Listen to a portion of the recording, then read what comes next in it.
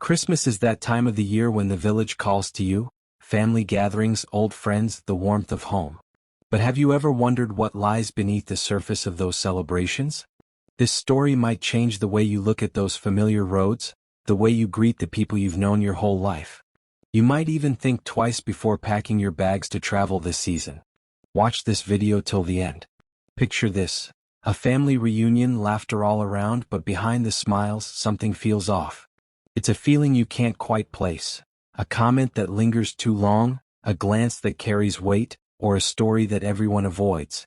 The holidays are supposed to be filled with joy, but for some, they uncover a part of their past they wish had stayed buried. There's a reason why your parents always insist you pray before you travel. It's not just tradition, it's protection. Because sometimes the place you call home holds secrets you may not be aware of. So, let me ask you, what would you do if going home this Christmas meant stepping into something far bigger than you? Something you never prepared for? Because in the end, the question isn't whether you should pray before you travel. It's why you absolutely must. Christmas in the village is a time of joy, family reunions, and feasting. For most, it's a season to reconnect with loved ones, to laugh over shared memories, and to soak in the simplicity of village life.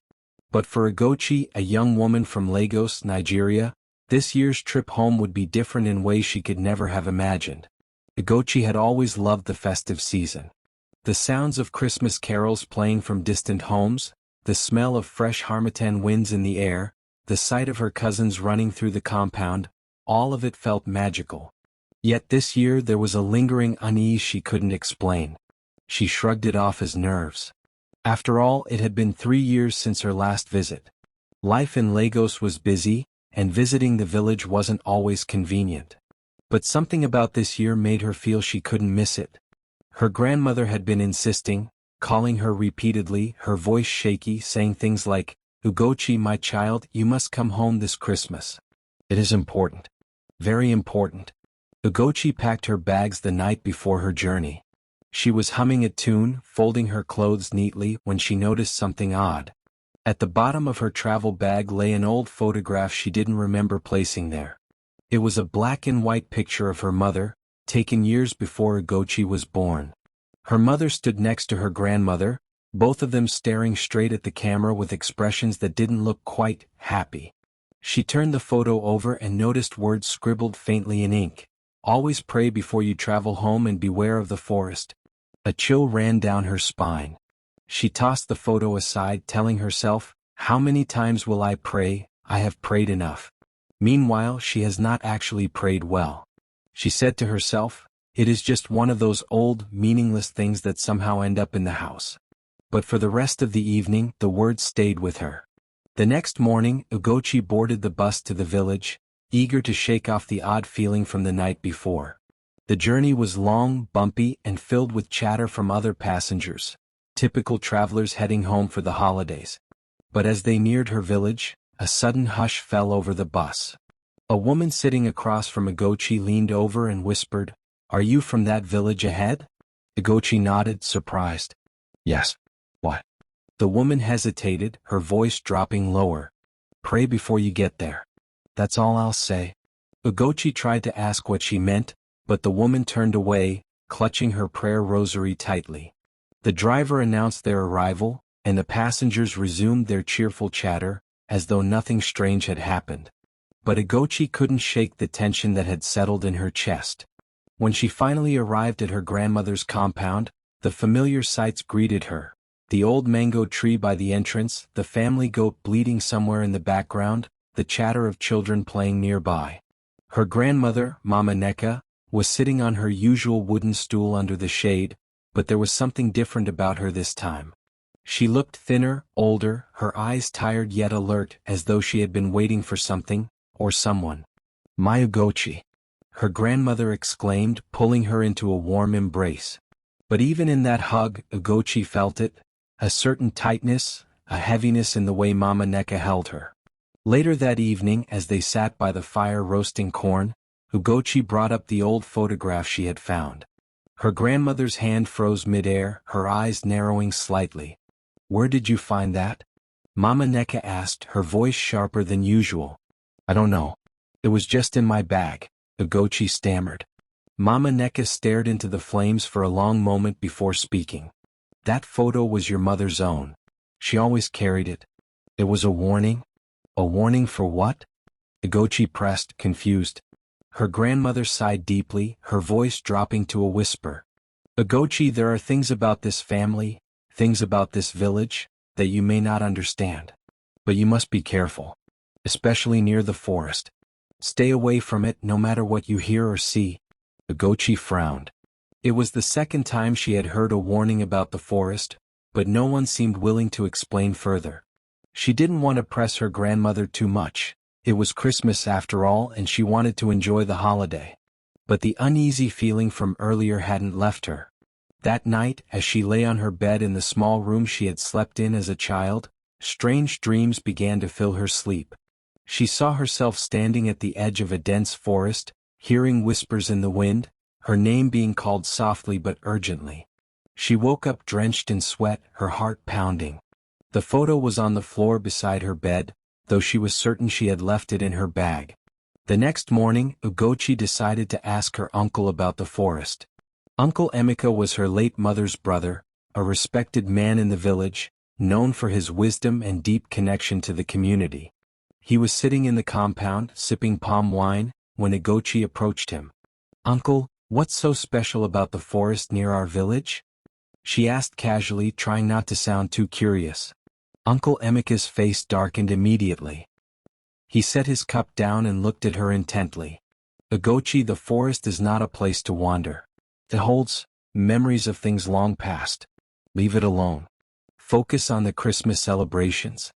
"But—" "No buts," he interrupted, his tone unusually harsh. "Some questions are better left unanswered."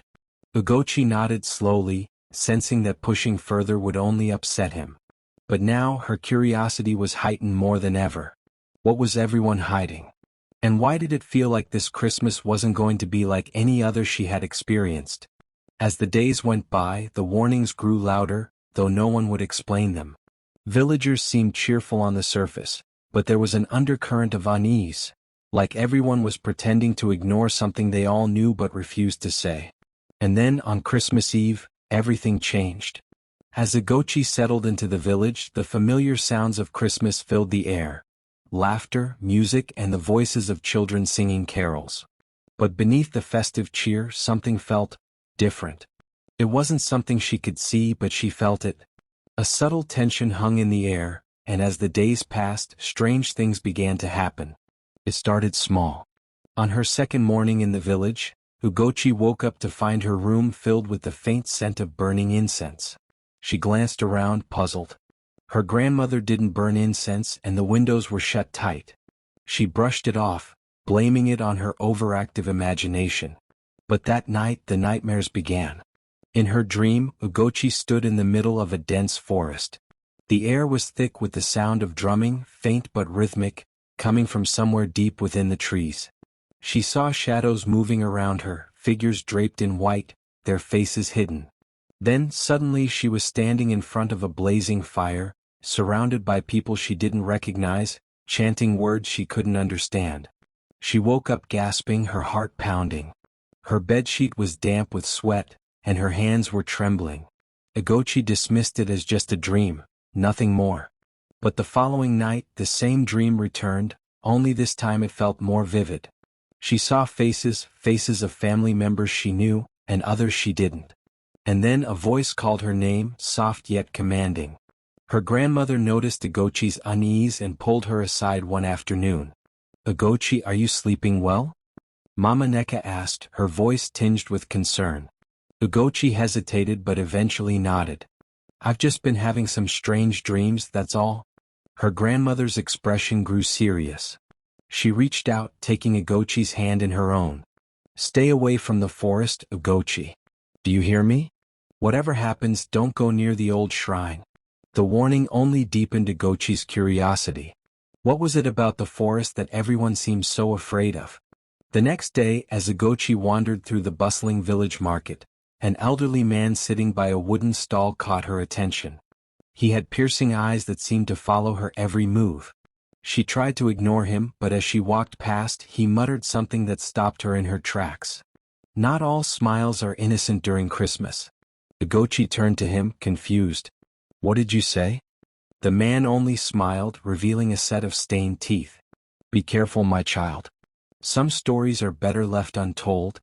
His cryptic words sent a shiver down her spine, but before she could question him further, he turned away, disappearing into the crowd.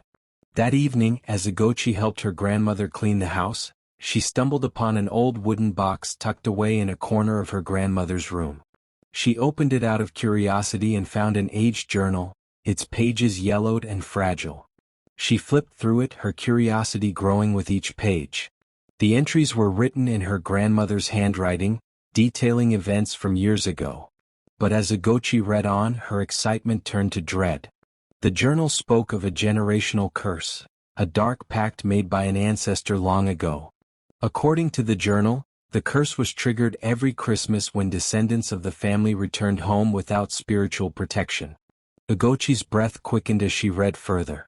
The entries grew more alarming, detailing mysterious deaths, unexplained disappearances, and strange rituals performed in secret. And then she came across a name that sent chills down her spine. Her uncle Emeka. The journal revealed that Uncle Emeka wasn't just a respected village elder. He was the keeper of the family's dark secret. He had inherited the responsibility of maintaining the curse, using it to secure power and wealth for himself. The rituals, the warnings, the forest, it all led back to him. Ugochi closed the journal, her hands trembling. The pieces of the puzzle were falling into place. The nightmares, the warnings from her grandmother and the old man, even the unease she had felt since arriving, they all pointed to the same chilling truth. Later that night, Ugochi confronted her grandmother. Mama, why didn't you tell me about the curse? Why didn't you warn me about Uncle Emeka? Her grandmother sighed deeply, tears welling in her eyes. I thought if I kept it from you, you'd be safe. I didn't want you to carry this burden. But Mama, I'm already involved, Ugochi replied, her voice shaking. I've been having dreams about rituals in the forest. What am I supposed to do? Mama Neka placed a hand on Ugochi's shoulder. Pray, my child. Pray like your life depends on it. Because it does. The next morning, Ugochi decided she couldn't stay silent any longer. She needed answers, and there was only one person who could give them to her, Uncle Emeka. She found him sitting under the mango tree in the compound, his usual calm demeanor hiding the darkness she now knew existed. Uncle, I know about the curse, she said, her voice firm. Uncle Emeka's expression didn't change, but there was a flicker of something in his eyes. Recognition, perhaps, or guilt. And what do you think you know? He asked, his tone almost mocking. Enough to know that you've been keeping this family trapped in a cycle of fear and pain, Ugochi shot back. Why? Why would you do this? Uncle Emeka leaned back, his gaze piercing. You think it's that simple?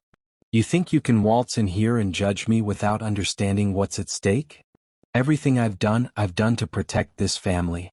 To protect you. Ugochi's anger flared. Protect us?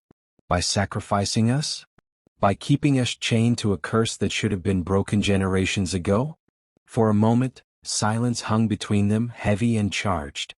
Then Uncle Emeka stood, towering over her. You don't understand, Ugochi. There are forces at work here that you cannot begin to comprehend. Walk away from this while you still can. But Ugochi wasn't backing down. No, Uncle. It's time someone put an end to this. And if you won't, I will. The confrontation left Ugochi shaken but resolute. She knew the path ahead wouldn't be easy, but she was determined to uncover the truth, and to break the curse no matter what it took. Christmas Eve arrived, and the festive air seemed heavier, as though the village itself was holding its breath. The sun dipped below the horizon, casting long shadows over the forest, and Ugochi knew it was time. She couldn't ignore the pull any longer. Armed with nothing but her faith and the journal, she made her way to the forbidden shrine deep in the forest. The path was eerily quiet, save for the distant rustling of leaves and the faint echo of drumming, familiar, haunting, just like in her dreams. When she reached the shrine, she froze. It was exactly as she had seen in her nightmares, a clearing surrounded by ancient trees, with strange symbols carved into the ground. At the center stood an altar, and on it, a glowing artifact pulsated with an otherworldly light. Ugochi approached cautiously, her heart pounding in her chest. The artifact seemed alive, its glow intensifying as she drew closer. She reached out hesitantly, her fingers grazing its surface, and in that instant, a flood of images overwhelmed her. She saw scenes from the past, her ancestors gathered around the altar, chanting as they sealed a dark pact with an unseen force. She saw faces twisted in fear and agony, heard cries that echoed through generations. And then she saw her mother. Her mother's face was radiant, but her eyes were filled with tears. Ugochi watched as she stood before the altar, her hands raised in defiance, refusing to participate in the ritual. And then she saw the betrayal, her uncle Emeka standing in the shadows, watching as her mother was taken away, never to be seen again. Ugochi staggered back, tears streaming down her face. The truth hit her like a tidal wave. Her mother hadn't died of illness as she had been told. She had been sacrificed, marked for death because she had dared to defy the curse. A voice broke the silence, low and commanding. "You shouldn't have come here, Ugochi." She turned sharply to see Uncle Emeka stepping out of the shadows, his face calm but his eyes blazing with anger. "You knew," Ugochi said, her voice trembling. "You knew what happened to my mother and you let it happen. Your mother was a fool," Emeka spat. "She thought she could break the pact on her own, but she underestimated the power we're dealing with. And now you're following in her footsteps."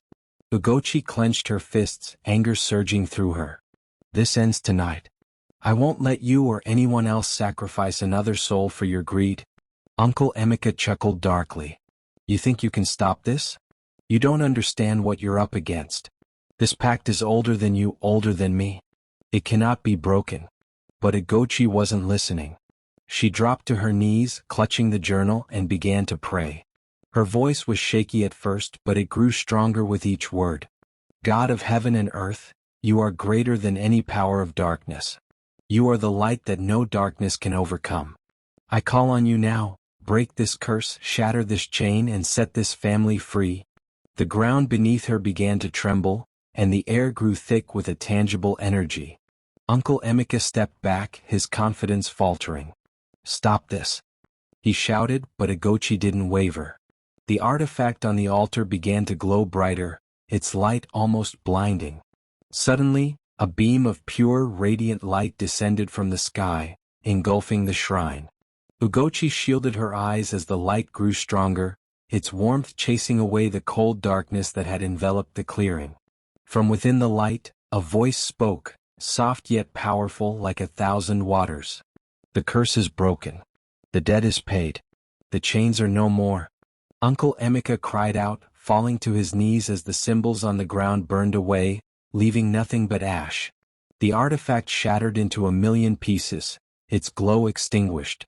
The oppressive energy that had clung to the air vanished, replaced by an overwhelming sense of peace. Ugochi opened her eyes, tears streaming down her face. She felt a weight lift from her shoulders, a freedom she had never known before. Her uncle knelt before her, his face a mask of fear and regret. "What have you done?" he whispered. "I've done what you were too afraid to do," Ugochi replied, her voice steady. "I chose freedom over fear." As the first rays of dawn broke through the trees, Ugochi rose to her feet, her heart filled with gratitude. She knew the journey wasn't over, there would be questions and the village would have to come to terms with the truth. But for the first time in generations her family was free. And so, on that Christmas morning, Ugochi walked out of the forest, no longer bound by the chains of her ancestors. She had faced the darkness and brought it to light, proving that faith and courage could triumph over any curse. But as she stepped into the village square, she knew this was only the beginning. For the true work of healing and restoration had just begun. Ugochi returned to her grandmother's house as the first cock crowed.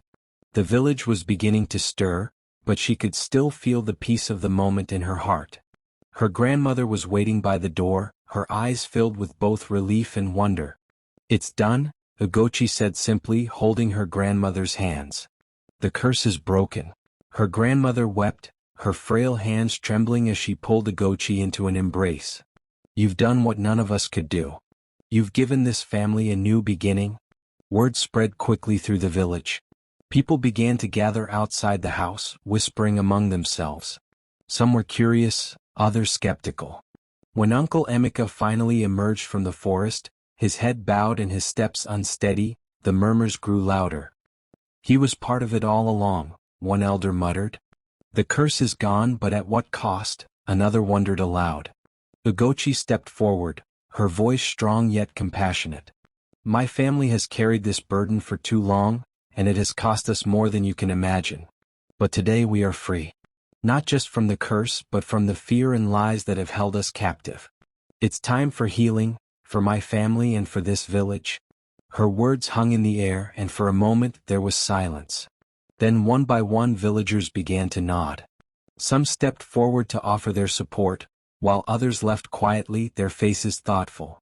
In the days that followed, the truth about the pact and its hold on the family spread throughout the village.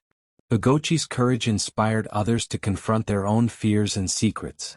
The shrine in the forest, once a place of darkness, was abandoned and left to the elements, its power diminished. Uncle Emeka, stripped of his influence, confessed his role in the curse to the elders. While many called for harsh punishment, Ugochi pleaded for mercy. "Let his repentance be the first step toward healing," she said. Her words carried weight, and the village chose reconciliation over vengeance. But Ugochi's journey didn't end there. She took it upon herself to document her family's history, ensuring that future generations would never forget the lessons learned. She spoke to young and old alike, sharing the importance of faith, unity, and the power of prayer. Her grandmother, once burdened by the weight of the past, found new joy in her remaining years. And though Ugochi missed her mother deeply, she felt her presence in every step she took, guiding her toward a future filled with hope and purpose. And so, the village began to heal. The Christmas season, once overshadowed by fear, became a time of true celebration. A reminder of the light that overcomes darkness, the courage that conquers fear, and the love that binds us all together. Ugochi's story didn't end with the breaking of the curse. It marked the beginning of a new chapter for her family and the entire village. Her bravery to confront what others feared, her determination to uncover the truth, and her faith in the unseen power of God became a beacon of hope for everyone around her. The scars of the past remained, but they were no longer wounds, they became lessons. Ugochi's family learned to speak openly about their history. No more whispers in dark corners, no more secrets hidden behind closed doors. They understood that bringing the truth into the light was the first step toward lasting freedom. In the days that followed, the village elders gathered to reflect on what had happened. The breaking of the curse was more than a personal victory for Ugochi. It was a call for the entire community to re-evaluate the traditions and practices they had blindly followed for years. The old ways, steeped in fear and superstition, began to give way to new ways of thinking, ways rooted in faith, unity, and love. Ugochi became a symbol of this change. Her story spread beyond the village, inspiring others in neighboring communities. She was invited to speak at gatherings, to share her journey and the importance of spiritual preparation, especially during times of transition and reunion like Christmas. Her message was simple but profound. Before you travel to the village, take time to pray. Seek God's guidance and protection, not just for yourself, but for your family and community. The battles we fight are not always visible, but prayer equips us with the strength to overcome them. Ugochi's words resonated deeply with many. Parents began teaching their children to value prayer and spiritual awareness. Elders, who had once guarded old secrets, opened their hearts to forgiveness and reconciliation. And young people, like Ugochi, found the courage to ask questions and stand up for what was right. Christmas morning in the village was different that year. The usual feasting and laughter were there, but there was something new, an overwhelming sense of peace. Ugochi and her grandmother stood together outside their home, watching as families gathered, children played, and the sun shone brightly over the village. For the first time in decades, the season felt pure, untainted by the shadows of the past. Ugochi smiled, knowing her mother's sacrifice had not been in vain. She felt her presence in the warmth of the sun and the joy in the air. Her uncle, Emeka, though no longer the powerful figure he once was, had found a quiet place in the village, dedicating his days to acts of service and reconciliation. Ugochi had chosen to forgive him, understanding that the true victory over darkness comes not through vengeance, but through love and mercy. Ugochi's journey reminds us that the unseen battles are often the fiercest. Generational curses, unresolved pain, and unspoken fears can weigh on families for years, but they can be overcome. Through courage, faith, and love, even the darkest legacies can be transformed into testimonies of hope. So, before you travel to the village this Christmas, remember Ugochi's story. Take time to pray, to prepare your heart and mind, and to seek the protection of the One who sees all things. You never know what challenges may lie ahead, but with faith, you can face them and emerge stronger. What lessons can we learn from Ugochi's courage? Have you ever faced unseen battles that required faith and determination to overcome? Share your thoughts in the comments below. And as you prepare for this holiday season, take a moment to pray for yourself, your family, and your community. Let this Christmas be a time of healing, joy, and new beginnings. Don't forget to like, share, and subscribe for more inspiring African stories. And as always, thank you for watching the African Folktale. Until next time, stay safe, stay prayerful, and stay blessed, and stay subscribed to our YouTube channel.